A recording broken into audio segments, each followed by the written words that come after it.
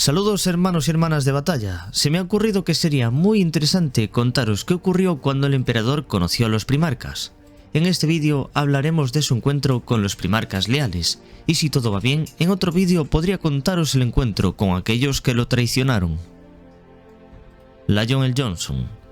Poco después del éxito de la campaña contra las grandes bestias, en el 846 del milenio 30, los exploradores imperiales informaron de que habían descubierto el aislado mundo de Caliban en el Segmentum Oscurus, y que en él vivía un hombre que probablemente era uno de los primarcas desaparecidos. Solo una pequeña guardia de honor de la primera legión acompañaría al emperador a Caliban en su viaje para conocer a su hijo perdido, el caballero de Caliban, conocido como el León. Ataviados con las armaduras negras azabache y los símbolos mortuorios que habían llegado a ser su marca, parecía como si los viejos cuentos de la leyenda y el mito calibanita hubieran cobrado vida. Una hueste de ángeles oscuros se había reunido ante la fortaleza de la Orden y se arrodillaron ante Lionel Johnson. En aquel encuentro inicial, la legión se ganaría un nuevo título de manos del primero de los primarcas, pues este consideró oportuno poner a prueba el temple de sus nuevos seguidores, batiéndose en duelo personalmente contra el capitán de la compañía. El león se enfrentó al guerrero con armadura catafracti y enfrentó su acero calibanita a la espada cubierta de campos de energía de su oponente, y obviamente lo derrotó con facilidad. El león les tomó la medida y ellos la suya, y ambos aprendieron a respetarse el uno al otro. A partir de ese día, el primarca llamaría a los astartes de la primera legión sus ángeles oscuros, un título que pronto se extendió por toda la legión. En poco tiempo, el emperador llegó a la fortaleza monasterio de la Orden para reclamar en persona a su hijo genético perdido e incorporar formalmente a Caliban al imperio de la humanidad, cuyos vastos bosques serían talados para la industria, y los primeros diezmos de reclutas, reclamados entre su población, repondrían las mermadas filas de la primera legión. El día de la llegada del emperador perduraría durante siglos en la leyenda calibanita. Su gran nave descendió de los cielos y dio la bienvenida a su hijo perdido al redil imperial. La relación de Johnson con el emperador siempre fue tranquila. El emperador respetaba al león, y este cumplió los objetivos impuestos bajo cualquier precio. A menudo se dice que Johnson y su legión harían cumplir los designios del emperador, aunque éste les ordenase la extinción de toda vida humana. Sobre el encuentro con el primarca de la segunda legión no sabemos nada. Entre las teorías más comunes están que el emperador no lo consideró digno, y tanto él como su planeta fueron purgados. Quién sabe qué ocurrió, pero se dice que posiblemente se trataba de un planeta furro, y ante tal herejía hubo que destruir todo. El siguiente primarca que nos ocupa es mi compañero Sir Khan, canal que os recomiendo encarecidamente. El Gran Khan fue descubierto por una flota de la Legión de los Lobos Lunares acompañada por Horus y el Emperador. En ese mundo aislado durante mucho tiempo, Yagatai había prosperado, uniendo las tribus divididas del interior para conquistar imperios y subyugar al mundo entero a su voluntad. Fue un logro para rivalizar con cualquiera de sus hermanos primarcas en sus años de expósito, y el Emperador lo aclamó como un verdadero hijo y heredero del legado que había preparado para él. La mayoría de los relatos históricos indican que Yagatai fue intimidado por el emperador de la humanidad y se sometió sin dudarlo, pero sus propios diarios y escritos muestran un razonamiento mucho más pragmático detrás de la sumisión. Yagatai había luchado durante mucho tiempo con la desunión de su pueblo adoptivo, y vio claramente los beneficios del imperio y la doctrina secular del emperador sobre la verdad imperial. Era la misma opción que él mismo había ofrecido una vez a las tribus y ciudades de Chogoris, e incluso cuando estaba envuelta en pompa y ceremonia, el Khan de Khanes entendió lo que significaba la oferta del emperador: vivir como su vasallo o perecer como su rival. Así que el Khagan negoció por su lealtad y la de aquellos a los que gobernaba, tomando del emperador aquellas garantías que consideraba justas con respecto al trato de la gente de Chogoris y de su papel en el futuro del imperio. El Gran Khan, el mismo constructor de imperios, recibió un destino que lo vio resignado al papel de un sirviente y no de amo, atado a las ambiciones del emperador. tal humillación no fue fácil para un conquistador como él, uno que había asesinado a reyes y tiranos a lo ancho de Chogoris, pero aún así el gran Khan se arrodilló ante este emperador. El Khan, siempre fiel a su juramento al emperador, nunca dudó de cuál era su bando. Esperó a saber quiénes eran sus enemigos y luchó contra los traidores, incluso viajando a Terra cuando fue necesario, y así defenderla del asalto de Horus. Vamos ahora con una de las mejores historias del primer encuentro entre el emperador y un primarca. Cuando las flotas de la Gran Cruzada del emperador se acercaron a Fenris, escucharon historias sobre el extraordinario Rey Lobo de Fenris. La leyenda del Rey Lobo se identificó rápidamente como la obra de un primarca desaparecido, y el emperador descendió al planeta. Así fue como las grandes naves estelares del emperador, que se extendían por los cielos, viajaron al centro de Mar de Estrellas y se asentaron en el mundo helado de Fenris pocos años después de la ascensión de Leman Russ al trono que había forjado, uniendo todas las tribus rebeldes de su mundo. El emperador, disfrazado con una túnica larga y sencilla, y envuelto en runas psíquicas de disfraz y confusión, entró en el largo salón de Russ. Los pocos nativos, que eran agudos y sobrios, así como los grandes lobos fenrisianos, se encogieron ante esta nueva y poderosa presencia. Leman Russ se negó a rendirle homenaje como maestro de la humanidad. El emperador sabía muy bien que el orgulloso Leman Russ nunca se inclinaría ante su gobierno sin ser derrotado en una competencia. El emperador estaba convencido de su propio poder y sabía que tal desafío no sería nada para él. El forastero vagabundo, que era el emperador, se acercó al trono de Leman Russ y se mantuvo firme, mirando fijamente hacia donde Russ presidía el festín. Fue entonces cuando el forastero ofreció su desafío. Si ganaba, el forastero no pedía nada más que se le permitiera beber a la derecha de Leman Russ durante el festín.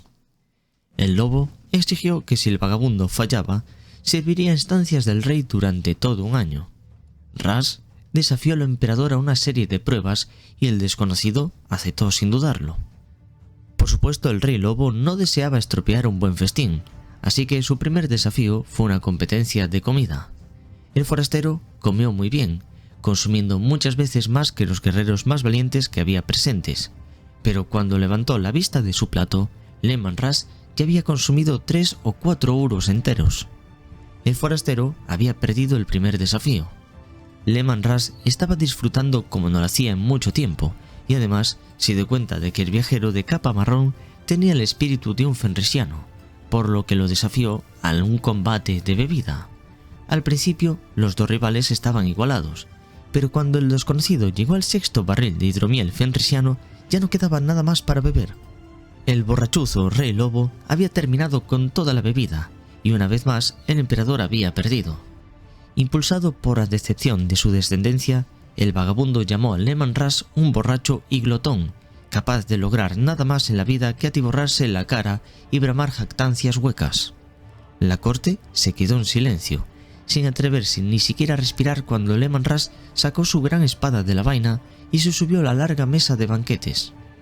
Fanfarroneando, Leman Russ se jactó de poder derrotar al emperador en combate y estableció el último desafío como un combate.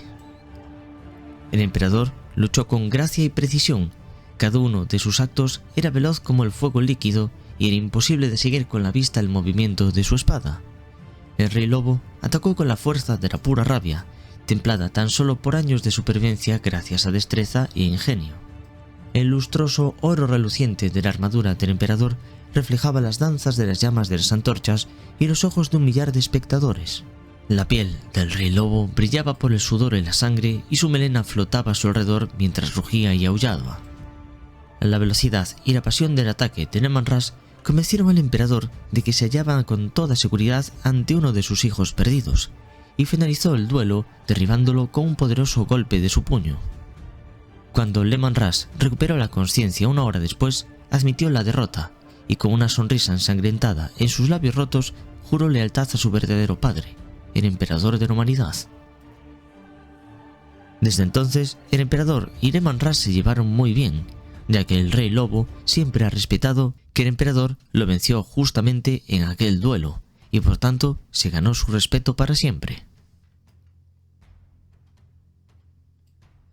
Cuando el emperador se reunió con Rogal Dorn, no solo recuperó un hijo perdido, sino también la fuerza de una sociedad humana que abarcaba estrellas y que ya se había convertido en una herramienta de guerra, puesto que Rogal Dorn se había convertido en el líder del pueblo de Ingwit unos 40 años antes de la llegada del emperador.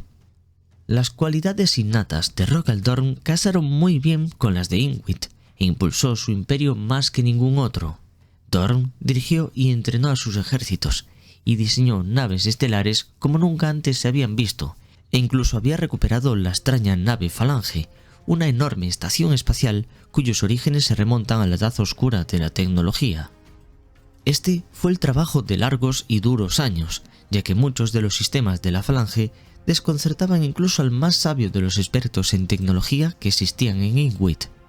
Sin embargo, para cuando el emperador llegó a Ingwit en busca de su hijo perdido, la potencia de fuego de la Falange empequeñecía ya las flotas enteras con su enorme tamaño, equivalente al de una pequeña luna. En ese momento, Dorn fue el séptimo de los 20 primarcas que había encontrado su padre en el transcurso de la Gran Cruzada. Tuvo que ser un momento genial cuando Dorn saludó al emperador al mando de la enorme Falange, mientras que el mismo emperador viajaba a bordo de un insecto en comparación a esa nave. Dorn, consciente ya de la grandeza de quien tenía delante, le ofreció la Falange como un regalo, y el emperador aceptó sin dudarlo. No obstante, ese mismo día el emperador devolvió la Falange a su cuidado, transformándola en la fortaleza monasterio móvil de los Puños Imperiales, legión que también fue entregada a Rogal Dorn.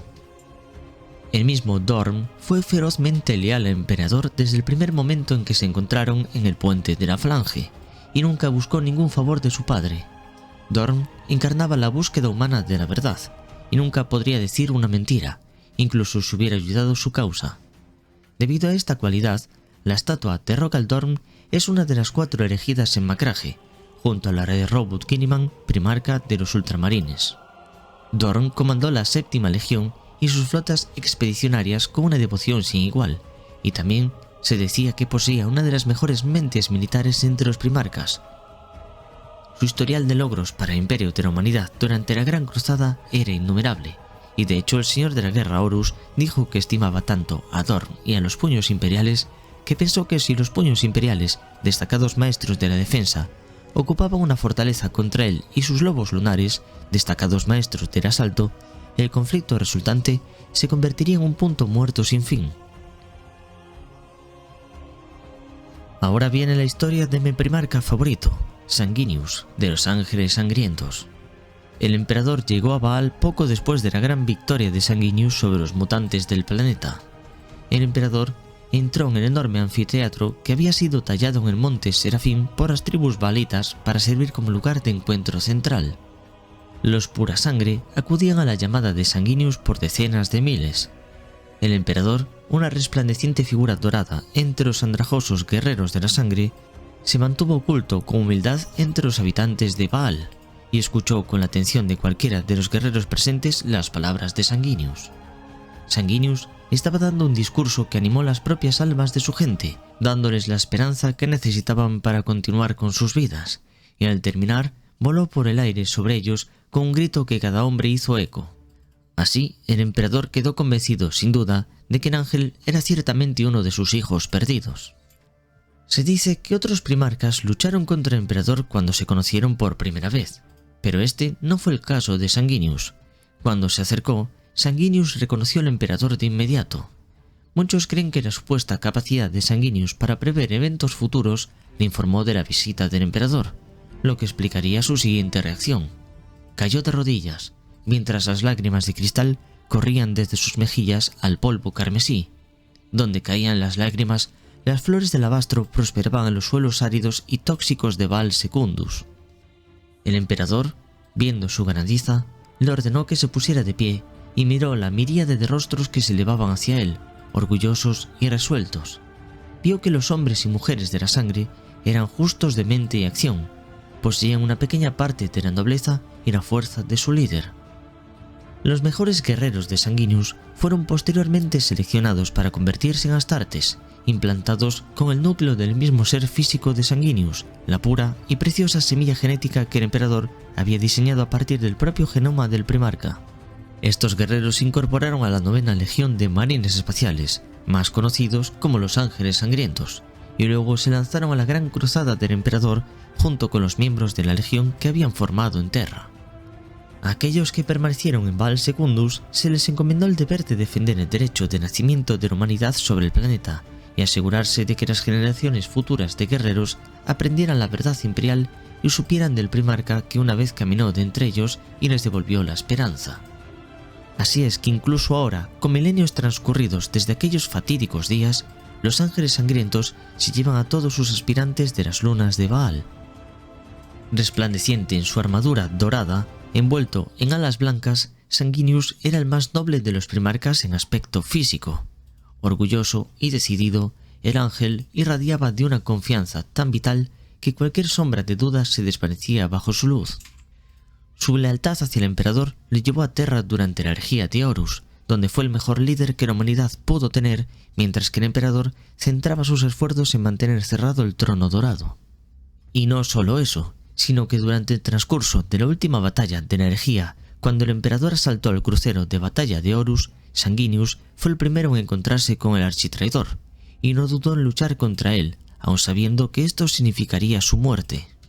Lo hizo sabiendo que a pesar de dar su vida, debilitaría a Horus lo suficiente como para que el emperador pudiese acabar con él para siempre.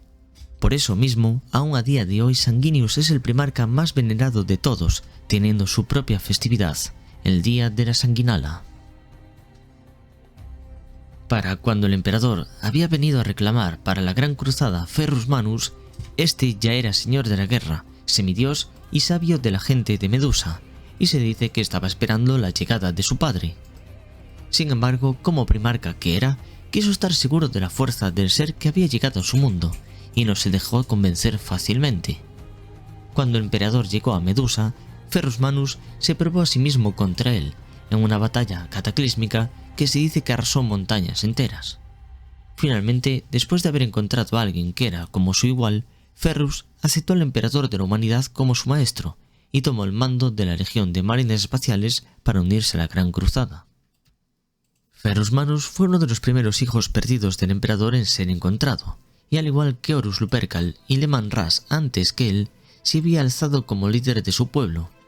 Así, la transición de Ferrus Manus de señor de la guerra planetario a general de la Gran Cruzada fue rápida, ayudada también por su evidente hambre por la tarea que se le encomendó y la inteligencia intransigente y la aplicación diligente que mostró para este desafío mayor. Ferrus Manus acompañó al emperador de la humanidad para aprender más sobre él. Sin embargo, el emperador siempre estaba ocupado, por lo que al final estableció una mejor relación con otros primarcas como Fulgrim. Esto pudo haber significado que Ferrus se hubiera decantado al bando de los traidores durante la herejía, pero no fue así, y permaneció leal hasta su muerte en la masacre del desembarco de Esban V. En la descripción os dejo el vídeo de la masacre del desembarco, por si os interesa. Alrededor de la época en que el joven primarca Robert Guilliman libraba la guerra en Iliria, la flota del emperador había llegado al planeta Spandor en el borde exterior de la red de mundos con los que Macrage había tenido contacto tenebroso. Por los spandorianos, el emperador se enteró de la existencia de Macrage y también del extraordinario hijo del cónsul Conor Guilliman, y con esos datos supo que ese niño no podía ser otro que un primarca desaparecido.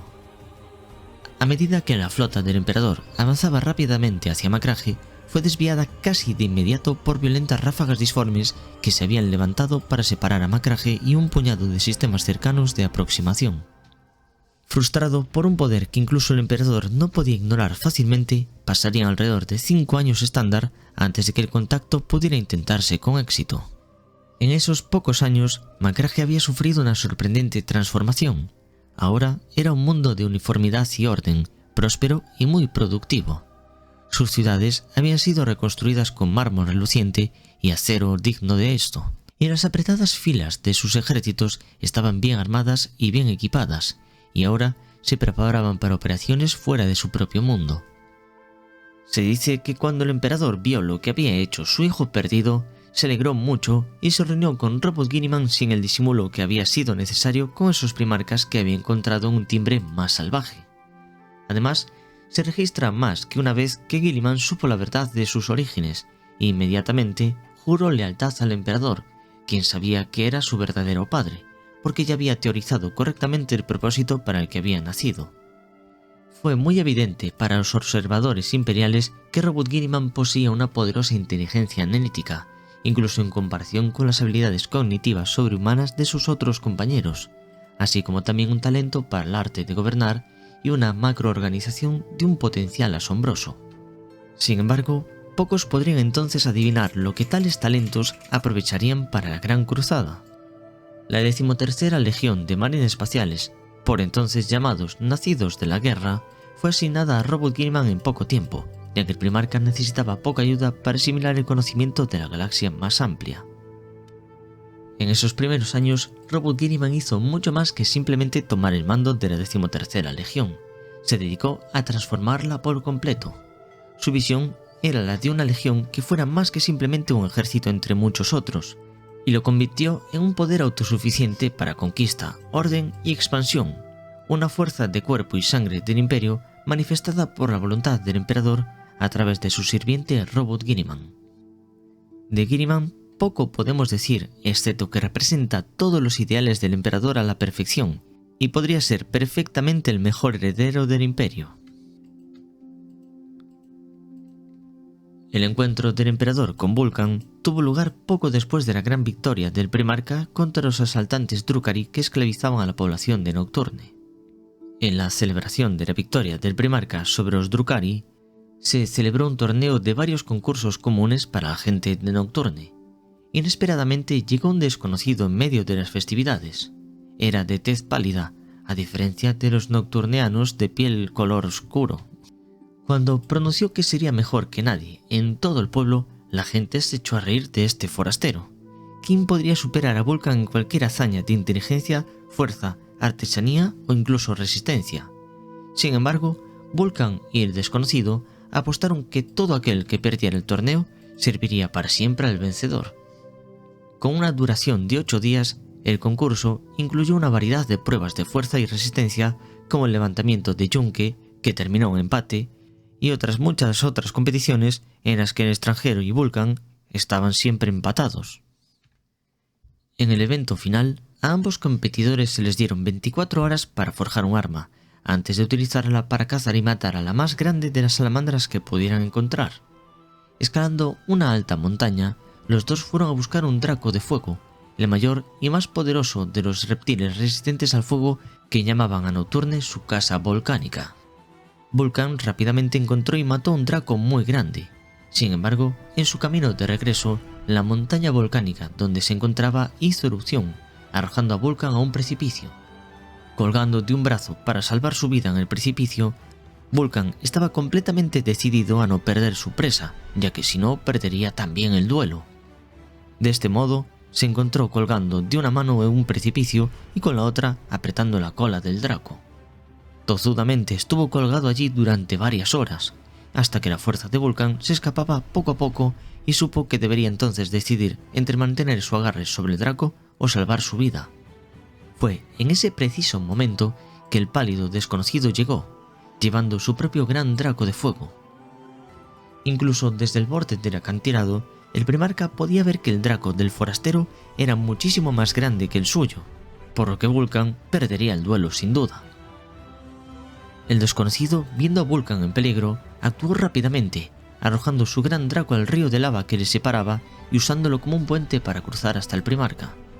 Después de sacar a Vulcan del mortal aprieto, el desconocido caminó con él de regreso al pueblo, dejando su propio draco quemándose en el río de roca fundida. Aunque el gran draco de fuego del forastero había sido superior en tamaño al suyo, lo había tirado para salvar a Vulcan, y cuando regresó a la ciudad del primarca con las manos vacías, Vulcan fue declarado vencedor. Para asombro de todo su pueblo, Vulcan se arrodilló ante el extraño y dijo que cualquier hombre que valorase la vida sobre el orgullo era digno de su servicio. En ese momento, el forastero se deshizo de su disfraz ilusorio y se reveló como el emperador de la humanidad. Así fue como el primarca Vulcan y su padre el emperador se reencontraron.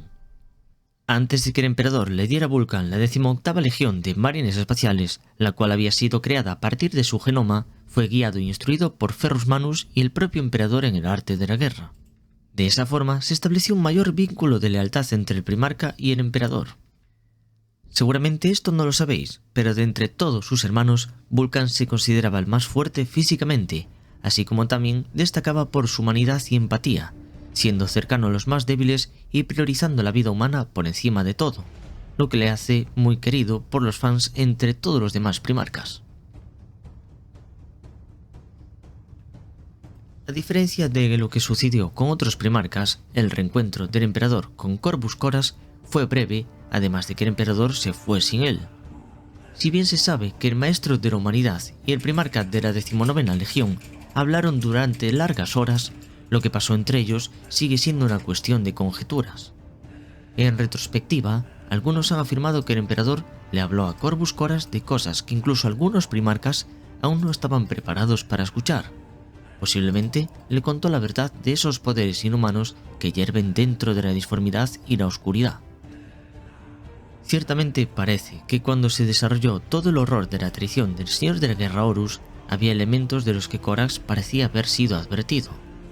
Aunque solo pasó ese conocimiento a sus fuerzas cuando lo necesitaban y estaban listos para asimilar la verdad, fue muy útil que Corvus Coras supiera todo eso de previamente. Cualquiera que sea la verdad, el emperador dejaría a Corvus Coras para liberar Kiabar por su cuenta, asegurándose de que el primarca aprendiera y asimilara las lecciones más importantes de esa guerra.